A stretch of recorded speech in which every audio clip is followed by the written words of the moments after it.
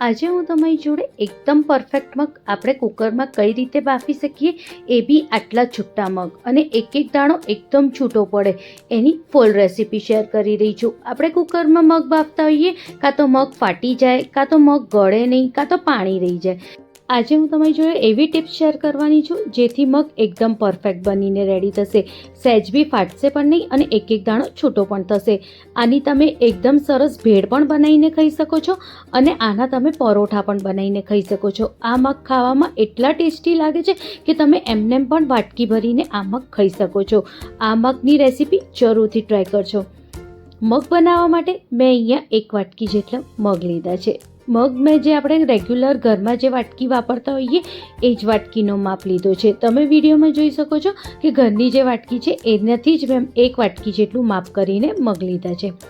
હવે આ મગને આપણે 3 થી 4 પાણીથી પહેલાં સરસ રીતે વોશ કરી લઈશું, જેથી એની અંદર જે બી કેમિકલ્સ કે જે બી પાવડર વગેરે હોય એ બધું નીકળી જાય. આપણે એને 3 થી 4 વાર વોશ કરવું બહુ જ જરૂરી છે, એટલે આવી રીતે પહેલાં આપણે એને વોશ કરી લઈશું. વોશ કર્યા પછી આપણે એમાં 1 ગ્લાસ જેટલું પાણી એડ કરવાનું છે. પાણીનું ખાસ ધ્યાન રાખજો. મેં 1 ગ્લાસ જેટલું પાણી એડ કર્યું છે અને અડધો કલાક માટે એને સાઈડમાં મૂકી દઈશું. હવે મગનો વઘાર કરીશું. એના માટે મેં અહીંયા 2 મોટા ચમચા જેટલું તેલ લીધું છે. એમાં મેં અહીંયા 1/4 ચમચી જેટલી હિંગ એડ કરી છે, એટલે 2 ચપટી જેટલી. 4 થી 5 કળી લસણને આવી રીતે ઝીણું ઝીણું સમારી લીધું છે. 1 નાનો કટકો આદુને પણ ઝીણું સમારી લીધું છે. 2 લીલા મરચાંને પણ આવી રીતે મેં સમારી લીધું છે, એકદમ ઝીણું ઝીણું.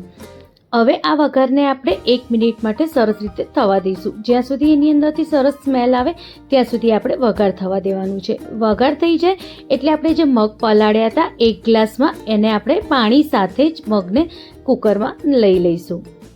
હવે જે વાટકીથી મેં મગ લીધા હતા એ વાટકીની અડધી વાટકી જેટલું પાણી મેં આમાં એડ કર્યું છે. હવે બધા મસાલા એડ કરીશું. મીઠું આપણે સ્વાદ મુજબ એડ કરવાનું છે.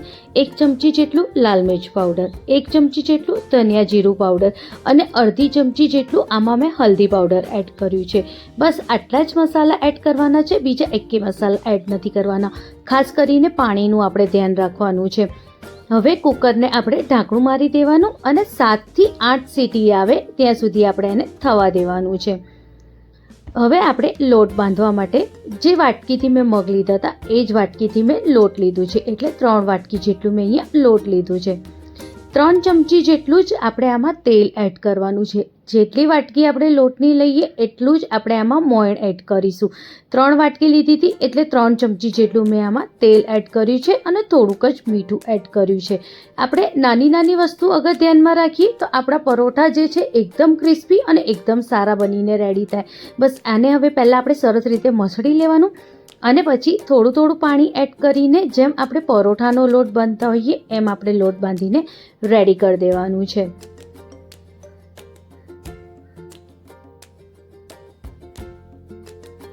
બસ આવી જ રીતે આપણે લોટ બાંધીને રેડી કરી દઈશું. નાઈ બહુ કઠણ લોટ બાંધવાનો છે કે નાઈ બહુ પોચો, સહેજ સરખો લોટ બાંધવાનો, જેથી જે આપણે પરોઠા બનાવીએ એ પરોઠા એકદમ ક્રિસ્પી બનીને રેડી થાય.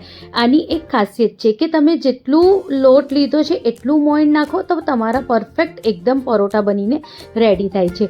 લોટ બંધાઈ જાય એટલે થોડુંક તેલ નાખીને આની બરોબર તેલ લોટ ઉપર લગાવીને મૂકી દેવાનું સાઈડમાં. ત્યાં સુધી આપણા કુકરને પણ આપણે ચેક કરી લઈએ.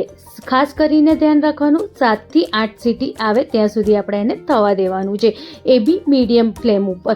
બહુ હાઈ ફ્લેમ નથી આપણે રાખવાની. કુકર ઠંડુ થઈ જાય પછી જ આપણે એને ખોલવાનું છે. એ પહેલાં આપણે એની હવા નથી કાઢવાની જે બી અંદર હોય. જો કેટલા સરસ મગ બનીને રેડી થઈ ગયા છે. આમાં આપણે ખાસ કરીને ધ્યાન રાખવાનું પાણીનું, કે અગર બહુ પાણી થશે તો જે મગ છે એ ફાટી જશે અને એકદમ ગળી જશે.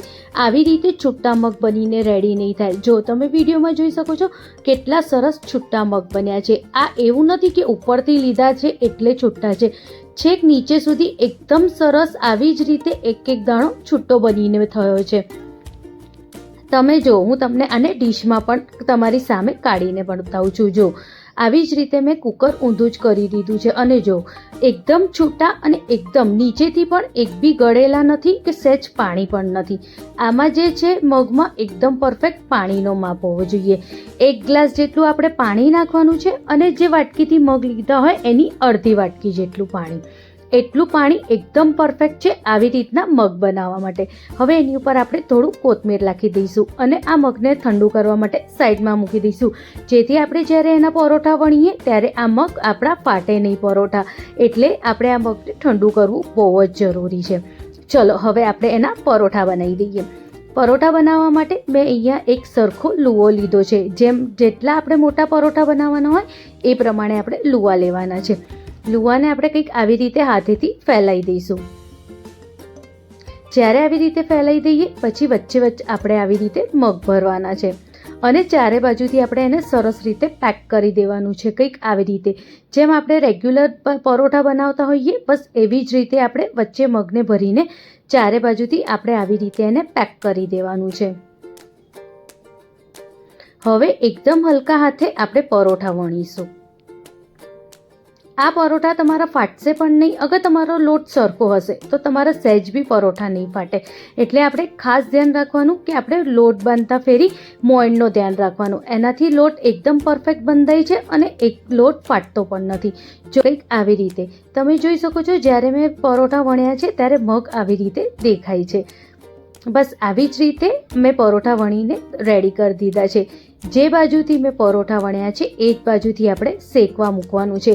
એટલે તવી ઉપર પહેલાં થોડું ઘી લગાવી દેવાનું અને જે બાજુથી વણ્યું છે એ જ બાજુ પહેલાં આપણે નીચે શેકવા મૂકવાની અને નીચેનો જે ભાગ છે આવી રીતે તવીમાં ઉપર આવવો જોઈએ. બસ આવી જ રીતે. અને તમે નીચે સહેજ ઘી નાખશો ને તો પરોઠો સહેજ બી ચોંટશે પણ નહીં. એક બાજુ શેકાઈ જાય એટલે જ્યારે આપણે પલટીએ ત્યારે બીજી બાજુ આપણે ઘી લગાવી દેવાનું.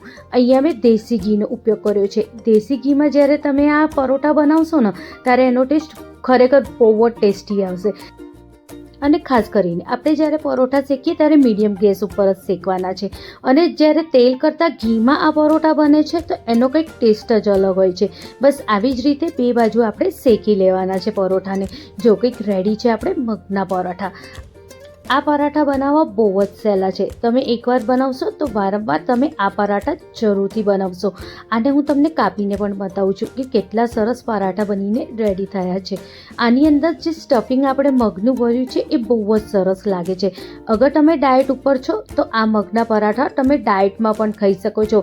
એટલા ટેસ્ટી આ મગના પરાઠા બનીને રેડી થાય છે. જો તમે વિડીયોમાં જોઈ શકો છો કેટલા સરસ સ્ટફથી ભરેલા દેખાય છે. બસ આવી જ રીતે તમે પરાઠા દહીં બુંદી જોડે જરૂરથી ટ્રાય કરજો. હવે આની હું તમને ભેળ બતાવું છું. અગર ડાયટ ઉપર છો તો આ ભેળ જરૂરથી ખાજો. પહેલાં મેં અહીંયા 1 વાટકી જેટલા મગ લીધા છે. એની અંદર એક નાનો કાંદો અને એક નાની મેં ટામેટાં એડ કર્યા છે. એક નાનું જેવું મેં આમાં લીલા મરચાં એડ કર્યા છે. હવે આની ઉપર થોડું આપણે અડધું જેવું લીંબુ એડ કરીશું અને આની ઉપર સેવ ભુજિયા નાખજો. બધાને આવી રીતે સરસ રીતે મિક્સ કરી દેવાનું. અને રેડી છે મગની ભેળ. આ ભેળ તમે ડાયટ ઉપર છો તો જરૂરથી ટ્રાય કરજો. બહુ ટેસ્ટી પણ છે અને બહુ હેલ્ધી પણ છે. નાના છોકરાઓને પણ તમે રોજ નાસ્તામાં આ આપી શકો છો. રેસીપી કેવી લાગી કમેન્ટમાં જરૂરથી જણાવજો. Thank you.